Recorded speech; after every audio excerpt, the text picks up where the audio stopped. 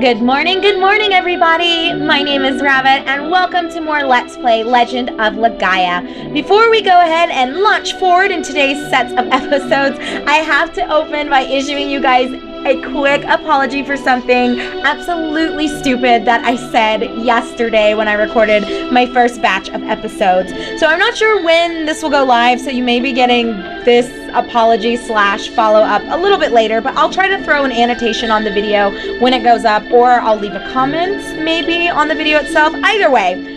So on either episode 2 or 3, I was so frustrated when it took more than one attempt, I believe it was 2 specifically, for Vaughn to learn one of his art moves. And I just was saying, I don't know why sometimes it takes more than one attempt. It's so frustrating when you don't learn the art move immediately, when you know you've put in the correct directional combinations.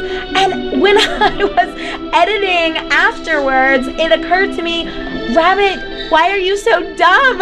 I didn't have enough AP, and that was why the move didn't execute properly. So it is totally not the game's bad. It was my bad for being a massive noob. The game is amazing and beautiful, and I am the one that was stupid. So I just want to apologize because I was legit frustrated by it because it's happened before, and I'm always just like, whatever, game, I know this is right, I'll just put it in a second time. But if you have that happen to you guys, more than likely it's just because you don't have enough AP to actually execute the ability. So let's go ahead and just go into the game, and I will very quickly show you that it will actually show you how much AP needs to be available in order for the art move to execute properly. And I know this. I've always known this, but for whatever reason, it totally slipped my mind. So I was really not happy about it, and it was my fault. So there was no reason for me to be mad at anyone but myself. So anyway, as you can see, the right column says AP used, and that is your indicator there. So I guess this kind of leads us into what would be a good point to recap what we did in our previous sets of videos. So we kind of finished up meeting our protagonist Vaughn for our journey. We're done in his hometown. We have a Rosaru, and we have our very first Saru as well, Gimard, who is level 2, which is fabulous. And something that I'm not sure if I pointed out to you guys yesterday in the 4 episodes that I recorded, so I'm going to go ahead and point it out now, is I'm sure you're wondering, well, how do you know what Saru you can absorb and which ones you cannot? So for example, the Gobu Gobu, we have not absorbed, even though we have fought quite a few of them. And you can tell basically the ones that you can absorb and then summon later on as your own magic abilities, they have an elemental indicator beside their name. So here for Gimard, you can see a little fire icon, whereas when we're fighting something like those little slime monsters or the Gobu Gobus, there will not be an element beside their name. So I'll make sure to point it out when we enter another battle. But anyway, just wrapping up the recap, we're done in Rim Elm, which is where Vaughn is from. We have a Rosaru. We just finished talking with some of the fellow villagers, I guess you would call them, from Rim Elm, and we met a guy named Lesem, I believe, who is from Drake Castle, and he suggested that we head there because the castle is still covered in mist and he wants us to lend a hand. So we also managed to knock out learning quite a few art abilities, at least those that we can really learn right now. There are some more that we'll be able to pick up as we go throughout the game, but I don't want to really give too many spoilers about what we'll encounter. So just know for right now, we have a pretty good number of abilities under our belt here. So I think that's it in terms of a recap, as well as my apology for being super ridiculous in either episode 2 or 3 about the lack of AP for an ability that I was trying to learn, or an art move I was trying to learn. So let's get started by going through, I don't really want to call them tutorials, but there's just some information here inscribed on each of these statues that I did want us to go through together. So let's just make this quick and go through it. So, mysterious statue. In strange script on the pedestal, it reads Arts, Secrets. So let's go ahead and start with about arts. So, arts. For inflicting severe damage on your opponents, 2 things are needed. Arts and AP. If only Rabbit had remembered that or thought about that instead of getting annoyed. Either way, let's continue. Execute arts by combining right, which is your Rosaru, left, which is arms, high and low battle commands in a specific sequence. And I don't know if this would be considered a spoiler, but I want to let you know that that's not always the case with the right arm being your Rasaru arm, one of our party members is going to be left-handed and will wear their Rasaru on their left hand. So I did want to throw that out there, even though it doesn't really make a fucking difference, but either way, you also need sufficient AP to execute an arts move. Thanks for that reminder. If only I had seen that before my little internal rage fest yesterday. So next section is learning arts. So try different combinations of commands when fighting. That's the secret to discovering new arts. A kind person may teach you new arts. If you are lucky, you can also discover new arts using auto battle mode. There are also hyper arts. The only way to learn these is to read the hidden secret books. And this is something that I did mention in yesterday's set of videos, that there are books that we will encounter later, so you don't have to feel like this is all just one gigantic guessing game.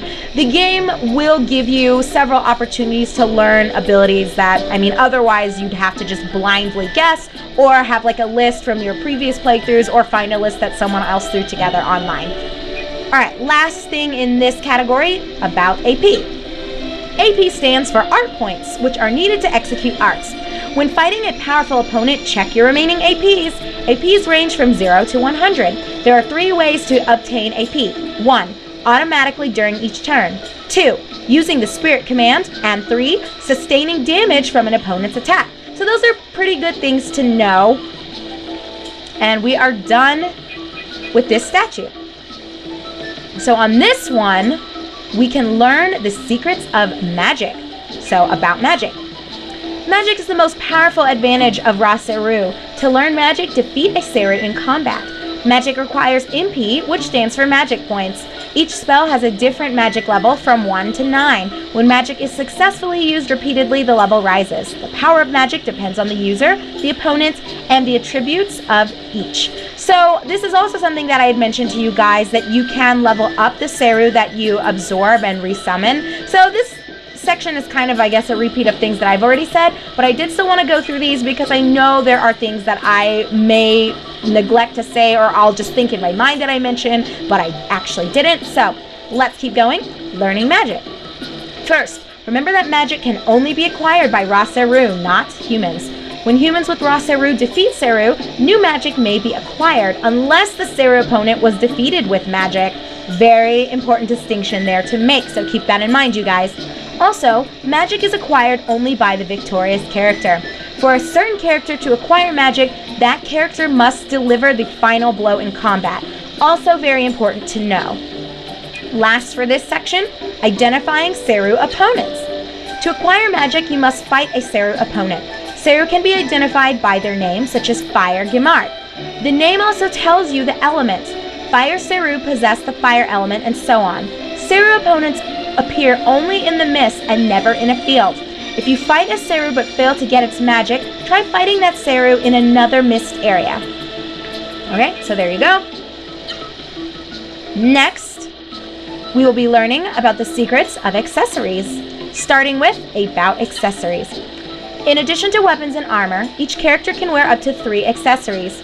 Accessories provide skills useful in fighting and traveling. There are 2 kinds of skills: individual skills, effective only for the character possessing them, and shared skills, effective for everyone. Each are listed in the item menu under I for individual and A for all. Next, where to obtain. Many accessories are sold at shops, but some can be very expensive, so choose wisely. And that's not a joke. I told you guys, this game does not just give you money left and right. You gotta work hard for that money. So hold on to your cash, because you will be broke for most of this game. It is a struggle. There are also accessories that are not sold in any shops. These hidden accessories grant powerful skills and can be found in the hands of unlikely opponents or in treasure chests deep inside a dungeon. It's your job to search them out, and that is what I'm here for, you guys, to walk you through so we can 100% this and find those hidden accessories. So the last thing we need to go through is the section Secrets of Fighting. So let's read Attack Power and Equipment. Attack Power, ATK, increases according to your weapons and armor.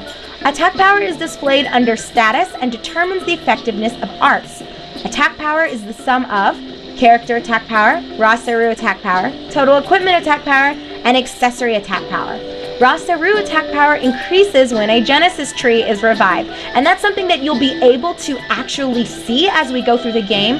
So I don't really want to belabor this, but this is going to be a moment for me to fangirl, and I just want to point out that one of the really cool things about Legend of Legaia is that as you progress in the game and as you get stronger, so for example your Rasaru gaining levels as well, you can actually see the change in combat. So you'll see your Rasaru grow on your character's arms, and you'll actually see the equipment change out, so the different colors or the different weapon designs. So I thought that was a really nice touch that the dev team put into this game. So you can tell that they put a lot of thought and energy into the design. So anyway, fangirling done. Let's read defense, power, and equipment. There are two types of defense: upper body defense and lower body defense, and I think I touched on this as well in our previous recording session, but we'll just continue anyway as though I did not. Upper body defense is the sum of a character's defensive power and the defensive power of head and body gear. Lower body defense is the sum of a character's defensive power and the defensive power of body and leg gear. Last is abnormal status, and then we're done reading and we'll finally get going to Drake Castle, I promise. So Venom, attack and defense powers decline as HP gradually falls. That kind of sucks. Toxic, more dangerous than Venom. Numb, temporarily unable to move. Rot, affected body parts can't be used in battle, and that actually sucks a lot, you guys. Rot is no fucking joke in Legend of Legaia. Curse, disables magic and are vulnerable to attacks. Stone, unable to move, must use medicine to recover. Alright, we are done. And I think we have healed before we did our thing in our last recording session. So let's go ahead and finally make our way to Drake Castle. We are pretty darn close, and we'll knock out a little bit of it, but we'll absolutely finish up Drake Castle in our next episode. And this is where I promise, start editing out repeat fights. I left them in before just because I wanted us to finish getting quite a few of Vaughn's arts, and I wanted you to see the animations for that. So that is why I opted to just leave everything in last time, but I will not make you watch those starting now. That's right, Vaughn. Elbow him to death. And we'll be able to take this other one out. And I'm not even going to bother with spiriting. I probably didn't even need to that last round. I was just being cautious. And he's gone. So we'll hit up Drake Castle.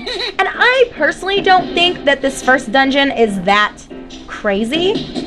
But follow along with me and you absolutely will not get lost. I'll show you where all the secrets are and where to go and in what order you need to take all the areas in. So here we are, not too far from the Hunter Spring. We have the infamous Drake Castle. I know, it's like so spooky. So the first thing we want to do is grab this treasure chest here. And here's the Door of Light that I referenced maybe a video or two ago that I didn't think it was important to buy one at the Rim Elm shop because we are going to find one immediately upon entering Drake Castle. So now let's actually head inside this bitch. And if you didn't catch Gimmard earlier, now is the chance for you to go ahead and do that. So don't be too worried if you feel like you missed your opportunity. In a couple of my playthroughs, I didn't catch him until now. So I am going to start by spiriting here. We'll see how this goes. I think we're fine. Being level 4 going into this, I'm fairly confident that we'll be able to handle all of the monsters within. And don't forget, we do have Gimmard, so we can summon him. And we have a lot of healing items also. So I'm not too worried. I may have to pass on spiriting, though, and just opt to deal as much damage as possible. We'll see how this goes. I feel like we're pretty much prepared. And oh my goodness, you guys, I didn't even show you what the Door of Light does. So let me go ahead and do that as soon as we're done with this fight here. We should be able to knock him out. You stupid skeleton. You should know by now. It's over for you. Wow, seriously? How dare you block one of my attacks? And this should be it. Perfect. So that was a little bit rough, but that's okay. We will prevail. So let's go ahead and just enter this left door. Then I will show you the door of light, and I'll go ahead and heal Vaughn here. So I'm going to arrange just because I'm a little bit of a scrub and I like my stuff being in a particular order. So anyway, here is the door of light. It allows you to teleport out of dungeons. So this will come in handy, I think, more so in the future when we get to more convoluted areas that just have a lot more depth to them and are much bigger, and you don't want to have to like backtrack out. This is just a nice way to take you to the front so you can leave if you are near a place where you can go and rest or do whatever you need to do. I like the door of light, but we're probably not going to be using it quite yet. So anyway, let's backtrack out. Oh, I guess I should heal, but it's okay. Well, you know what? Let me just do it. And we'll go ahead and just call this an episode because I don't want us to get in another fight and then tack on too much extra time. So when we come back together in our next episode, we are going to finish exploring Drake Castle, or we should get pretty close to finishing up Drake Castle, and then we will just have to see what we need to do to save all of the people here who are obviously transformed into monsters as a result of the mist and the Seru within. So thank you so much for watching, everyone. As always, I'm your host, Rabbit. This is my Let's Play of Legend of Legaia, and I will see you in our next episode.